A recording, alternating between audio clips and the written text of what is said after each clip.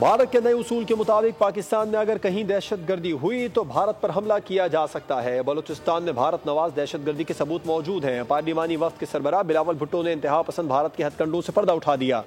अक़वाम मुत्तहिदा में press conference करते हुए बिलावल भुट्टो ने कहा, भारत के 20 तैयारे निशाने पर थे। पाकिस्तान ने बुर्दबारी का मुजाहरा करते हुए सिर्फ 6 तैयारे गिराए। चाहते तो सब गिरा सकते थे। आइंदा ऐसा वाक़या हुआ तो हालात दुरुस्त करने का वक्त भी नहीं मिलेगा। सूरत हाल बिगड़ने से पहले आलमी बरादरी को किरदार अदा करना चाहिए। इससे कबल बिलावल भुट्टो की ज़ेर क़यादत पाकिस्तानी आला सतह की पार्लिमानी वफ़द ने अक़वाम मुत्तहिदा में फ्रांस के मुस्तक़िल मंदूब से मुलाकात की। फ्रांस के मुस्तक़िल नुमाइंदे जेरोम बोनाफोन ने वफ़द का खैर मक़दम किया। वफ़द ने फ्रांसीसी मंदूब को जनूबी एशिया में भारत की हालिया फ़ौजी जारहियत से आगाह किया।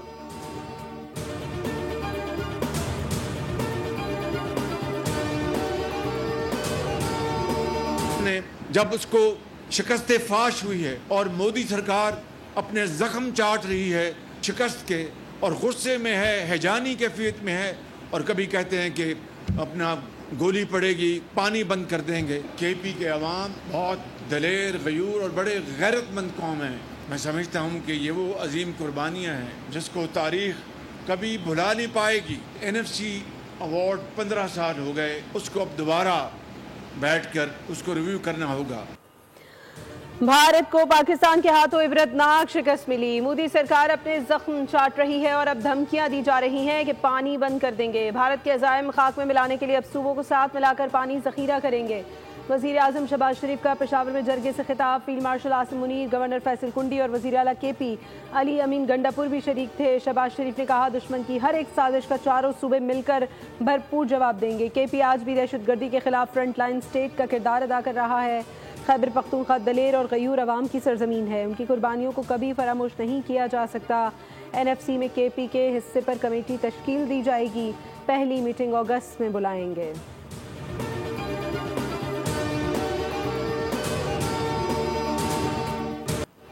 भारतीय वजीर आजम नरेंद्र नहीं सरेंडर है। मोदी ने ट्रंप के एक इशारे पर सरेंडर किया। मोदी ने जी हुजूर कहकर इशारे की तामील कर दी। कांग्रेस रहनुमा राहुल गांधी की मध्य प्रदेश में प्रेस कॉन्फ्रेंस। मोदी पर खूब गरजे बरसे, मजाक भी उड़ाया।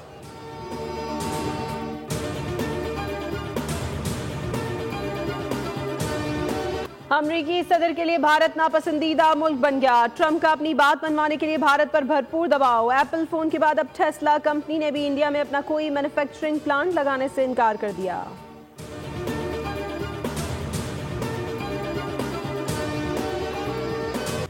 पाकिस्तान से उलझना भारत को गले पड़ गया। भारतीय एयरलाइन एयर इंडिया का भट्टा बैठने लगा। पाकिस्तानी फजाई हुदूद की बंदी से न सिर्फ बराह रास्त परवाजों का दौरानिया बढ़ गया बल्कि भारी माली खसारा भी होने लगा।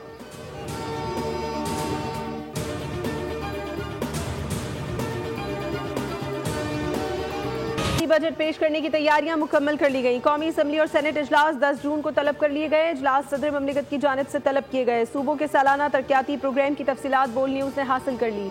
आइंदा माली साल के लिए 2795 अरब मुख्तस करने की तजवीज़। पंजाब के तरक्याती प्रोग्राम के लिए 1188 अरब मुख्तस करने की तजवीज़ है। सिंध के तरक्याती प्रोग्राम के लिए 887 अरब, KP के लिए 440 अरब, बलूचिस्तान के लिए 280 अरब रुपए मुख्तस करने की तजवीज़ दी गई है। कौमी इक़्तिसादी काउंसिल का इजलास 5 जून को तलब करने का फैसला। वज़ीर आज़म शहबाज शरीफ सदारत करेंगे। बजट अहदाफ की मंजूरी दी जाएगी। इजलास में वफाक के साथ साथ सूबाई हुकूमतों के नुमाइंदे शिरकत करेंगे।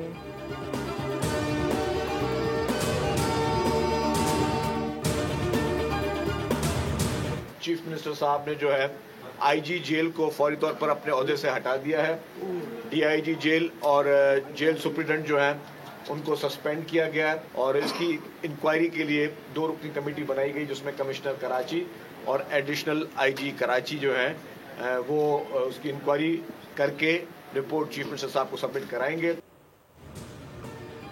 मलीर जेल से कैदियों के फरार होने के मामले पर IG जेल खानाजात को ओहदे से हटा दिया गया। DIG जेल और जेल सुपरिटेंडेंट को मुअत्तल कर दिया गया। नोटिफिकेशन जारी। मलीर जेल से फरार कैदी चोरी और मनशियात के मुजरिम थे। पुलिस भरपूर कार्रवाई करके मफरूर कैदियों को गिरफ्तार करेगी। वजीर इत्तलात सिंध शर्जील मेमन कहते हैं, जो लोग जेल तोड़कर भागे वो 24 घंटे में खुद को पुलिस के हवाले कर दें। उनके खिलाफ सख्त कार्रवाई नहीं होगी। वापस न आने वाले कैदियों को 7 साल सजा होगी। इंक्वायरी के लिए 2 रुकनी कमेटी कायम कर दी गई है। कमिश्नर कराची और एडिशनल IG इंक्वायरी करेंगे।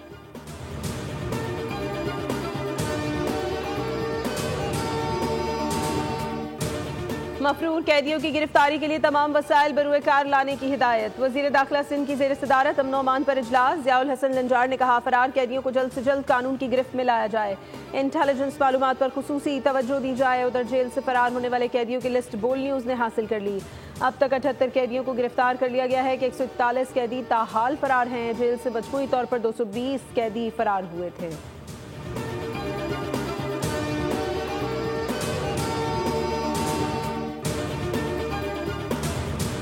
के झटके आ रहे थे, उसमें कैदियों में कुछ तशवीश हुई कि जी हम बैरिक्स के अंदर हैं, हमें बाहर निकाला जाए, गिर ना जाए। लेकिन इनिशियल थॉट यही है कि गलत था उनको निकालना, और ज़रूर इस पर सज़ा मिलेगी उन लोगों को जिन्होंने ये फैसला किया। तशवीश की बात है, नहीं होना चाहिए था और अब हो गया है, तो इंशाल्लाह इस पर सज़ाएँ भी मिलेगी। मलीड जेल से कोई खतरनाक या गैर मुल्की मुजरिम नहीं भागा। ज़लज़ले के दौरान मलीड जेल में कैदियों को बैरकों से बाहर निकालने का फैसला गलत था। वज़ीर आला सिंध मुराद अली शाह कहते हैं, ज़लज़ले के बाद कैदियों में तशवीश हुई, कैदियों का मुतालबा था बैरकों से बाहर निकाला जाए। मलीड जेल में 6000 से ज़ायद कैदी हैं। ये वाक़या बाइस से तशवीश है। मुराद अली शाह ने बताया, सिंध का बजट 13 जून को पेश किया जाएगा।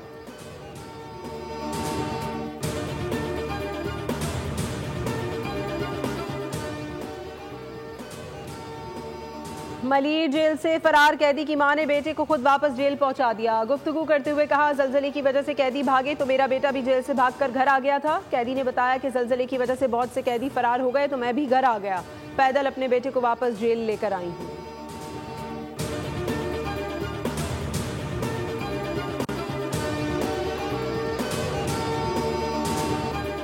कराची के इलाके डिफेंस इत्तेहाद कमर्शियल में शहरी पर तशद्दुद का वाक़या। अदालत ने नौजवान पर तशद्दुद में मुलव्वस मुल्ज़िम सलमान फारूकी को 2 मुल्ज़िमान समेत जिस्मानी रिमांड पर पुलिस के हवाले कर दिया।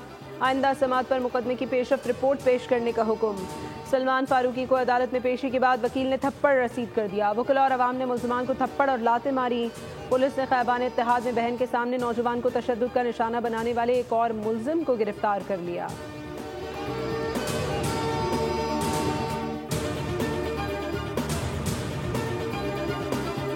था जॉब से, तो उनकी ऑफ हो गई थी, वो क्लिनिक के बाहर खड़ी हुई थी और मैं नॉर्मल स्पीड में था। गाड़ी आई है स्पीड में, मुझे हिट करते हुए गई है, मुझे गिराया लगे, फिर खड़ा भी नहीं किया और मारा लगे और बात भी नहीं सुन रहे थे। सॉरी बहन लोग बोल रहे थे, मैं भी बोल रहा था, लेकिन कुछ आंसर नहीं दिया। तशद्दुद का शिकार मुतासिरा लड़का सुधीर मंजर आम पर आ गया। फैमिली के हमरा DIG साउथ से मुलाकात में रूदात बयान की। कहा, ख़याबान इत्तेहाद में दोनों बहनों को लेने जा रहा था, गाड़ी से टक्कर हुई और गाड़ी में सवार शख्स ने तशद्दुद शुरू कर दिया। मैं मुआफ़ी मांगता रहा मगर वो मारते रहे। करीब मौजूद शख्स ने असलहे के जोर पर गाड़ी में बिठाया। असलहा बरदार शख्स भी शदीद तशद्दुद का निशाना बनाता रहा। मेरी बहनें मुआफ़ी मांगती रहीं लेकिन उन्होंने एक न सुनी। DIG साउथ की जानिब से मुतासिरा फैमिली को रिवायती सिंधी अजरक और टोपी का तोहफा पेश किया गया।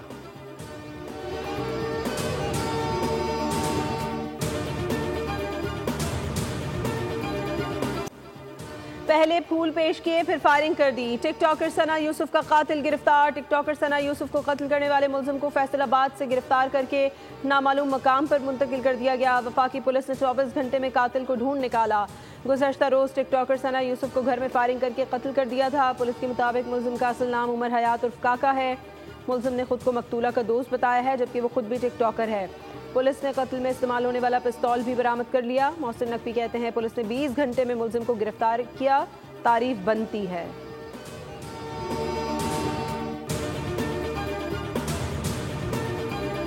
सोशल मीडिया प्लेटफॉर्म्स के थ्रू विक्टिम के साथ ये इन कांटेक्ट था और इसने उससे मिलने की ख्वाहिश वगैरह जाहिर की थी। लड़की शायद नहीं मिलना चाहती थी, तो उस दिन इसकी मुलाकात नहीं हो सकी, जिसके बाद इसने एक सॉर्ट ऑफ इसको अपना ईगो का इशू बना लिया और उसके बाद फिर then he managed to get into her house और फिर उसने ये क्राइम कमिट किया। DIG इस्लामाबाद जवाद तारिक ने इंकशाफ किया है कि कातिल सोशल मीडिया के जरिए सना यूसुफ से राबिते में था और कुछ दिन कबल उनकी सालगिरह पर इस्लामाबाद आया था। उसने मुलाकात की कोशिश की लेकिन सना यूसुफ ने इनकार कर दिया, जिससे कातिल ने अपनी अना का मसला बना लिया। प्रोग्राम पॉलिसी पॉइंट पे दबसा कोमल में गुफ्तगू करते हुए कहा कि तहकीकात में social media data, CCTV footages और दीगर शवाहिद से मदद दी गई। कातिल की रिहाइश फैसलाबाद में होने का सुराग मिला तो टीम फौरी वहां रवाना की गई।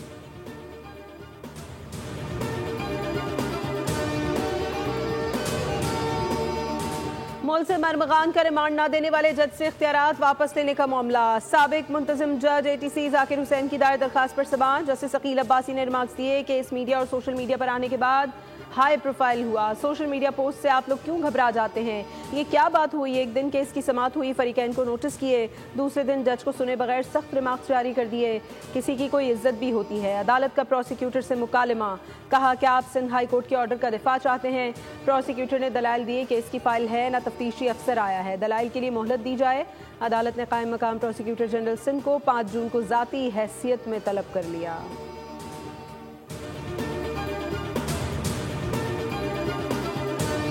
के इलेक्ट्रिक अनफॉर्चुनेटली जब प्राइवेटाइज किया गया तो हुकूमत सिंध को बिल्कुल इसमें इन्वॉल्व नहीं किया गया।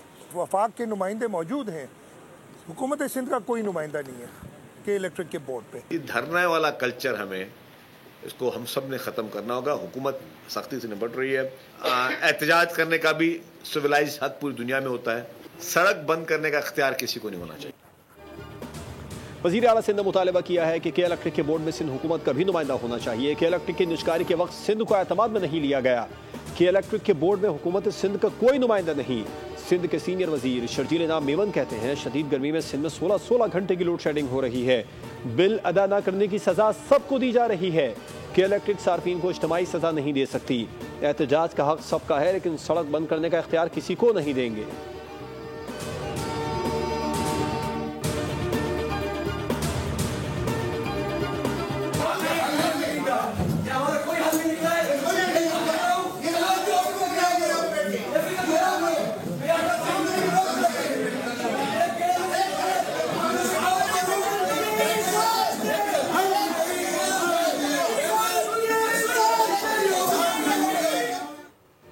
रुकने सिंध असम्बली और जमात इस्लामी के रहनुमा मोहम्मद फारूक ने के इलेक्ट्रिक के CEO मोनस अलवी के खिलाफ सिंध असम्बली में तहरीक इस्तेहकाक जमा करवा दी है। मोहम्मद फारूक का मौक़िफ़ है कि मोनस अलवी ने दौरान मीटिंग न सिर्फ मुझे बल्कि उनकी जमात इस्लामी को तंज और तनकीद का निशाना बनाया। जब मीटिंग में अहम सवालात उठाए गए तो CEO उनका तसल्ली बख्श जवाब दिए बगैर ही इजलास से उठकर चले गए, जिससे मीटिंग में शरीक दीगर मुअज़्ज़ज़ अरकान असम्बली का भी इस्तेहकाक मजरूह हुआ है। तहरीक को मंजूर करके इसे मज़ीद कार्रवाई के लिए असम्बली की इस्तेहकाक कमेटी के सपुर्द किया जाए।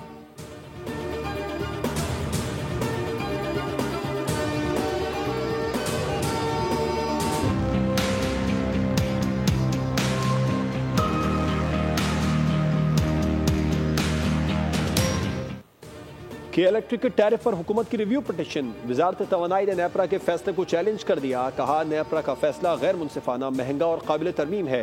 ये सार्फिन और खजाने पर भारी बोझ साबित होगा। के इलेक्ट्रिक का टैरिफ पाकिस्तान को 7 साल में 600 अरब रुपए से ज़ायद का नुकसान देगा। रिकवरी लॉस अलाउंस सालाना 36 अरब रुपए का बोझ बर्दाश्त करेगा। नादहिंदगान की ज़िम्मे अदायगियाँ भी अच्छे सार्फिन भरेंगे।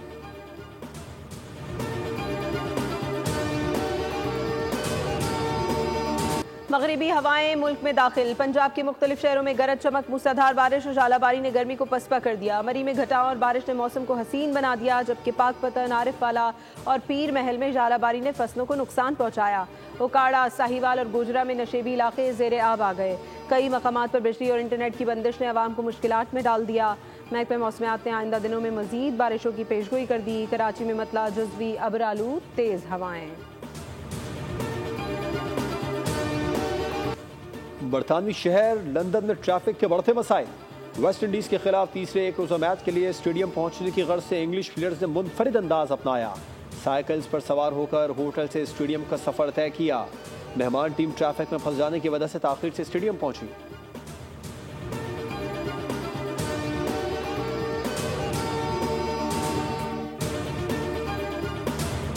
आयरलैंड के मिक्स मार्शल आर्ट्स फाइटर ने फलस्तीनियों के हक में आवाज बुलंद कर दी। मैकखॉरी ने इटली में साबिक इसराइली फौजी को हराने के बाद फ्री फलस्तीन का नारा लगाया। फलस्तीन का परचम पहनकर जश्न मनाया। वीडियो वायरल हो गई।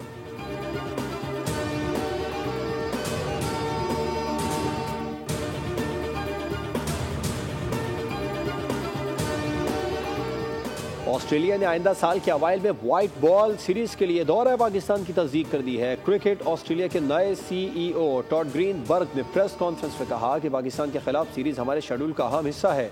उम्मीद है एक मरतबा फिर पाकिस्तान का अच्छा दौरा होगा। उन्होंने कहा 2022 में तवील अरसे बाद पाकिस्तान का दौरा किया था जो बहुत शानदार रहा। इस तरह की मजीद सीरीज होंगी तो अच्छा होगा।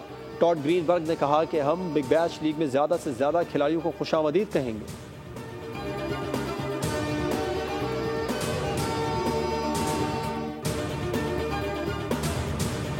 सुन्नत इब्राहिमी की पैरवी में सिर्फ 2 दिन बाकी। मवेशी मंडी से लाए गए कुर्बानी के जानवर गली मोहल्लों की रौनक बन गए।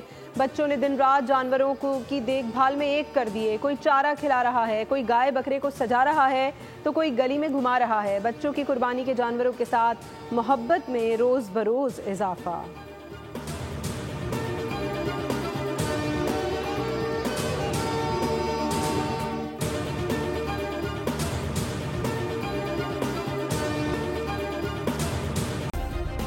सब्सक्राइब करें और बेल दबाएं ताकि कोई खबर रह न जाए।